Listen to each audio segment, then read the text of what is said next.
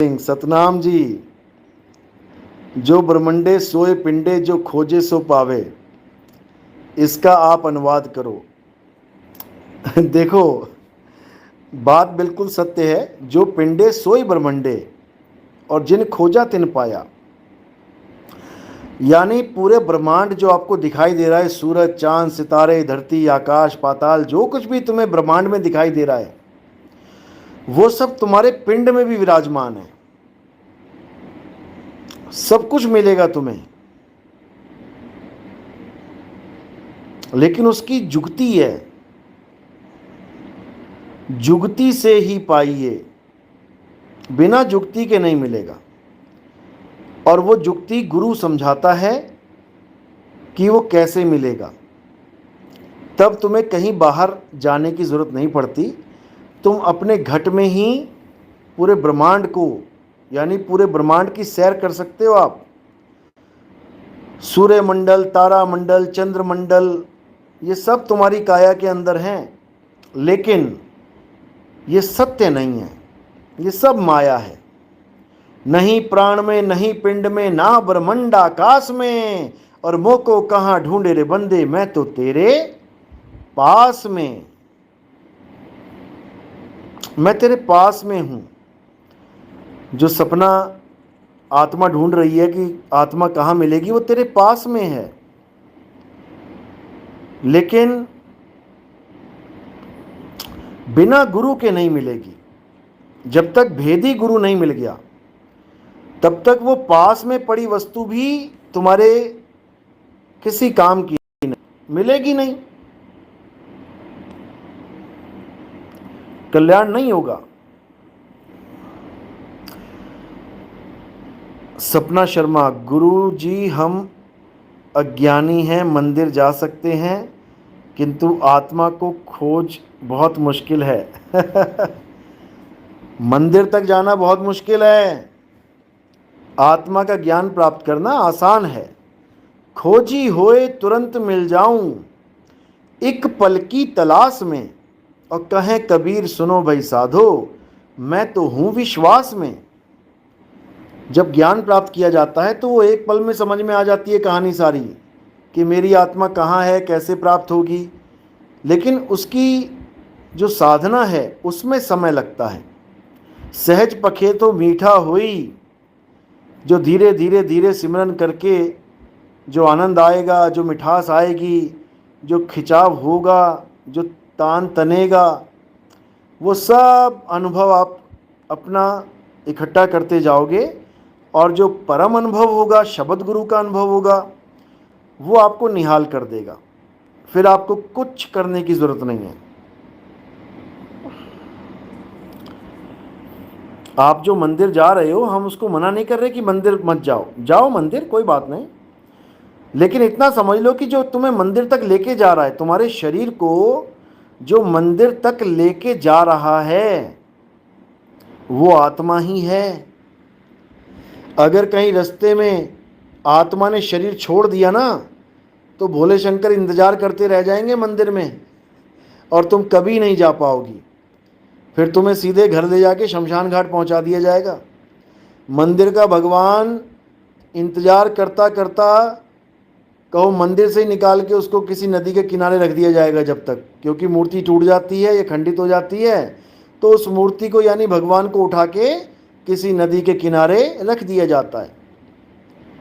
तो वो नदी के किनारे पहुंच जाएगा, लेकिन तुम मंदिर नहीं पहुंच पाओगी।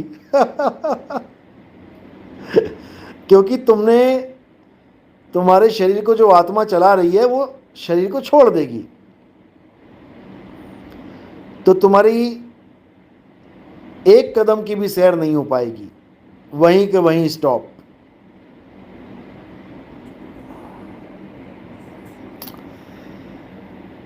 देखो जी, हम किसी की थ्योरी नहीं मानते, हम आत्मा की थ्योरी मानते हैं, हम आत्मज्ञान को मानते हैं। जितने भी साइंटिस्ट हैं, जो भी साइंस का खेल है, वो सब क्या है समझ लो। लोग कहते हैं साइंस बहुत बड़ी है, साइंस बहुत बड़ी है। ठीक है, मान लिया साइंस बड़ी है, लेकिन साइंस प्रकृति से बड़ी नहीं है। प्रकृति के पैरों की धूल भी नहीं है साइंस। प्रकृति समझ रहे हो ना? प्रकृति वो है जिसने खंड ब्रह्मांडों की रचना करी है। ये सूरज, चांद, सितारे, धरती, आकाश, पाताल, गैलेक्सी, ये क्लोरोफिल, ये इलेक्ट्रॉन, प्रोटॉन, न्यूट्रॉन, ये सब ये प्रकृति की देन है। साइंस तो बेचारा ये खोजता थक जा रहा है कि ये सब बन कैसे गया। ये साइंस तो बेचारी यही खोजती रह जाती है, ये हो कैसे गया, इसका कारण क्या है। साइंस बेचारी, अगर साइंस किसी आदमी का नाम हो तो बेचारे का जन्म बीत जाता है ये पता करते हैं कि एक फल पेड़ से नीचे क्यों गिरा, ऊपर क्यों नहीं चला गया।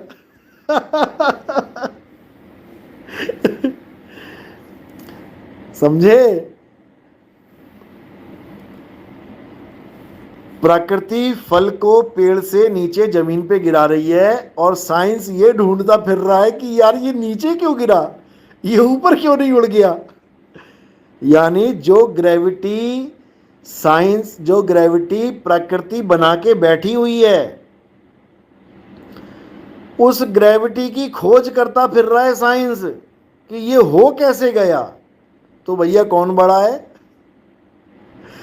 और तुम्हें यकीन नहीं होगा कि जितनी समुद्र में रेत है, जितना समुद्र में रेत है, उस रेत में से एक कण उठा लो और उस एक कण के भी करोड़ हिस्से कर डालो, जितना हिस्सा तुम्हारे हाथ में आ गया ना वो भी बहुत बड़ा है। आज तक साइंस ने उतनी ही खोज कर पाई है। अब समझ लो कि प्रकृति और साइंस का क्या मेल मिला है। अभी परमात्मा का जिक्र नहीं किया मैंने। अभी तो केवल प्रकृति की बात बोली है मैंने। प्रकृति जो उसकी छोटी सी माया है, केवल प्रकृति की बात बता रहा हूं मैं अभी। जिस प्रकृति को तुमने बकरी बना दिया है, खिलवाड़ कर रहे हो प्रकृति से, और तुम्हें बकरा बनाएगी अच्छी तरह, वो हलाल करेगी, आने दो समय। समझ लो। तो प्रकृति को समझो। प्रकृति बहुत प्यार भी देती है। देखो प्यासों को बारिश तक देती है, ज़्यादा गर्मी हो जाए तो बारिश लाती है, गर्मियों में पानी ठंडा निकालती है ज़मीन में से, सर्दियों में पानी गर्म निकालती है ज़मीन में से। प्रकृति प्रेम भी बहुत करती है, और जब प्रकृति कसाई बन जाती है तो बेटा सफाई भी बहुत अच्छे से करती है। समझ लो, प्रकृति सफाई भी अच्छे से करती है, फिर पूरे पूरे कुलों का नाश कर देती है। फिर त्राहिमाम हो जाती है, फिर तुम्हारी एक बात नहीं सुनती है। इसलिए प्रकृति को अष्टांगी देवी समझ के पूजो। पूजो मतलब पूजा मत करने लग जाना, उसका आदर करो। प्रकृति को शुद्ध रखो, वातावरण को शुद्ध रखो।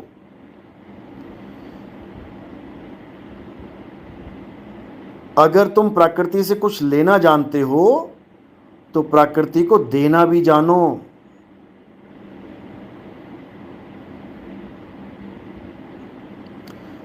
और सबसे जरूरी जो है हम दे सकते हैं जो, वो है वृक्षारोपण। अभी आपको नहीं समझ में आ रहा है, अभी हम ये मुहिम चलाने वाले हैं कुछ दिनों में, जब हर इतवार को, हर संडे को हमारी टीम, ये टीम वर्क होता है। देखो जो शहरों में लोग हैं वो गमलों में छोटे छोटे पेड़ लगाएंगे, और जो गांव में हैं वो कम से कम 2, 3, 4 घंटा वृक्षारोपण करेंगे। चाहे वो सड़क के किनारे करें, चाहे वो अपने गांव में अपनी ज़मीन पे करें। 8, 10, 12 पेड़ लगाएं, कोई बात नहीं, 3, 4, 5 महीने अच्छे से पानी दें उसको, थोड़ा बड़ा करें और उसके बाद कहीं पर भी जहाँ अच्छी जगह लगे उसको लगा दें। वहाँ से उखाड़ के मिट्टी समेत उसको कहीं और रोपण करें, तो वो 100% अपनी जड़ें जमा लेगा, क्योंकि पेड़ बड़ा हो गया है, अब उसे खतरा भी नहीं है। थोड़ा बड़ा पेड़ हो जाए तो कोई पशु अगर उसके पत्ते खा भी ले तब भी वो पेड़ सरवाइव करता है, नए पत्ते उगा देगा। लेकिन जब छोटा सा पौधा कोई खा लेता है तो वो सूख जाता है।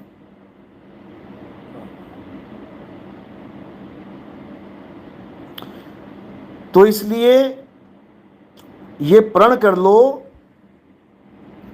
कि मरने से पहले पहले सेंचुरी लगा के जाना है हमने यहां से। बस इतना समझ लो, जो 100 पेड़ लगा गया अपने जीवन में, तो समझो कि प्रकृति उस पर दयाल हो जाएगी। ये मैं गारंटी के साथ बता रहा हूं आपको। और हमारा तो इतना बुरा हाल है, चलो इस मामले में मुस्लिम, ईसाई, यहूदी हमसे काफ़ी अच्छे हैं, जो किसी के मरने पे, मारे जाने पर एक भी पेड़ का नाश नहीं करते, काटते नहीं हैं पेड़, वो जलाते नहीं हैं। इस मामले में वो हमसे लाख गुना अच्छे हैं। हम लोग का तो ये हाल है कि अपने पूरे जीवन में एक पेड़ नहीं लगाया होता है और मरने के बाद 2 पेड़ और कटवा के चले जाते हैं। ये हाल है हमारा। 100 करोड़ हिंदू हैं तो मान के चलो 200 करोड़ पेड़ तो कटने ही कटने हैं भविष्य में,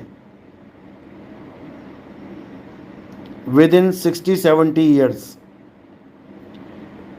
क्योंकि 70-80 साल के अंदर अंदर सबने मर जाना है। जितने आप तुम्हें दिखाई दे रहे हैं ना आज, जितने भी लोग तुम्हें शहरों में, गांव में अब जो दिखाई दे रहे हैं, 70 साल के अंदर अंदर ये सब लोग मर जाएंगे, 70-80 साल के अंदर। और 200 करोड़ पेड़ हिंदू धर्म वाले कटवा के जाएंगे मरने के बाद। और लगाए कितने हैं इसका तुम सोच भी नहीं सकते।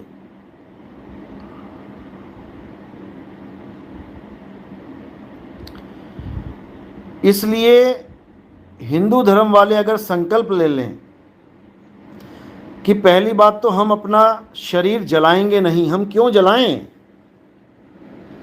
शरीर जलाने के लिए नहीं बना है भाई, शरीर जलाने के लिए बना ही नहीं है। शरीर मिट्टी है, मिट्टी को मिट्टी में मिलाओ, कोई प्रॉब्लम नहीं होगी। मिट्टी को मिट्टी में दफन करो। अब कोई कहेगा हमारे धर्म में तो दफन नहीं किया जाता। अरे भाई, बड़े बड़े साधु संत देखो समाधि देते हैं उनको, जलाते नहीं हैं उनको, क्योंकि तुम्हें डरा रखा है। क्रियाक्रम नहीं होगा, आग नहीं लगाएंगे तो भूत प्रेत बन के घूमोगे। वो बाबा जी भी तो समाधि में, समाधि दे दी उनको, जमीन में गाड़ दिया बाबा जी को। हिंदू धर्म में थे, संत थे।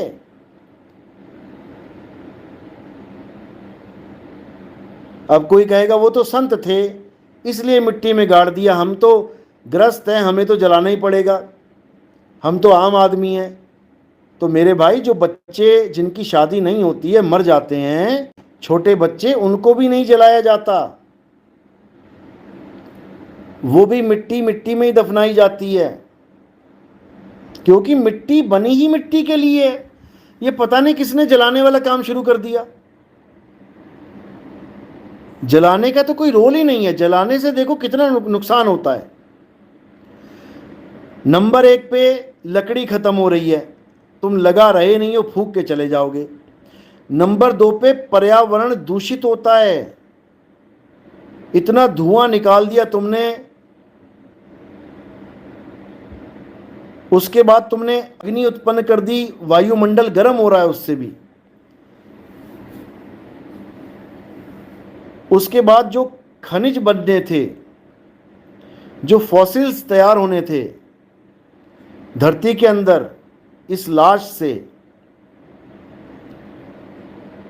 वो भी कुछ नहीं बनेगा। उसके बाद तुम ये राख जाके गंगा नदी में फेंकोगे तो गंगा का भी पॉल्यूशन लेवल बढ़ेगा।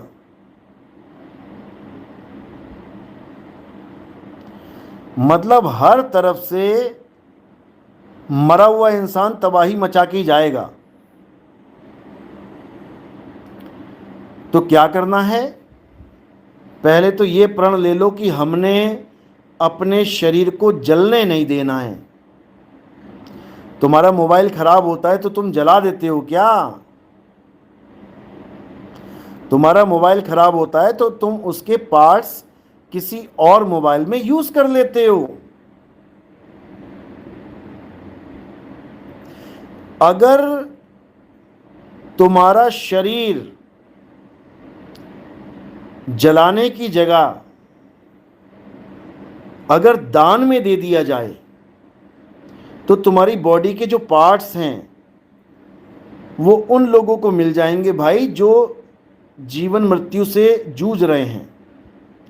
तुम्हारी किडनियां, अच्छी खासी किडनियां, एक्सीडेंट हो गया, किडनियां बिल्कुल सही सलामत हैं, 5-6 घंटे के अंदर इसको अच्छे से निकाल लिया जाए तो बहुत बढ़िया वर्क कर रही हैं, किसी के भी लगाया जा सकता है।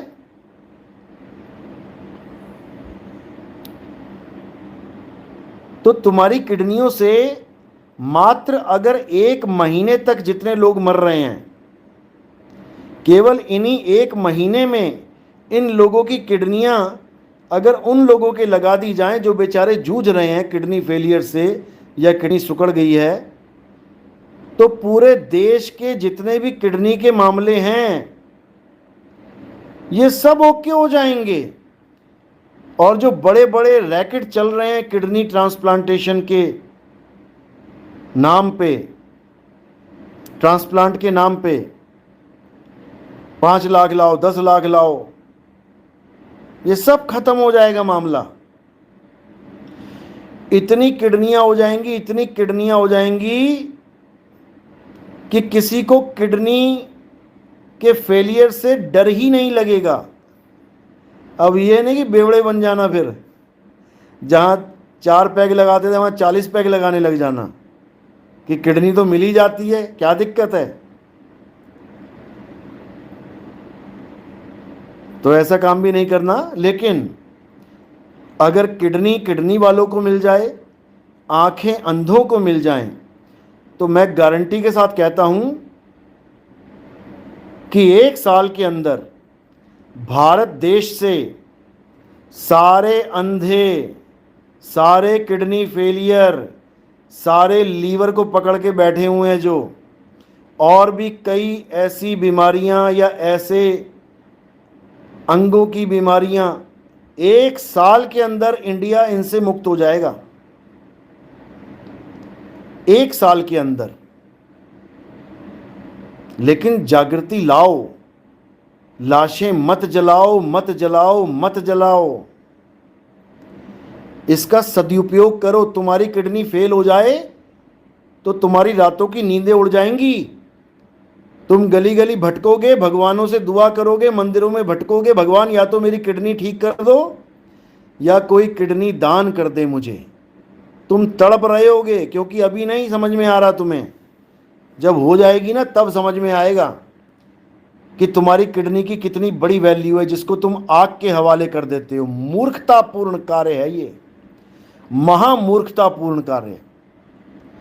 फौजियों की कोई किडनी फेलियर है, पेशेंट है, कोई आंख में गोली लग गई या कुछ भी ऐसा हो गया, आंख से कुछ प्रॉब्लम हो गई, कोई बम फटा, कान के पर्दे ख़त्म हो गए, आंख से दिखना बंद हो गया, या कुछ भी ऐसी दिक्कत है, तुम्हारे एक बॉडी से कम 5 फौजियों को बढ़िया जीवन मिल सकता है।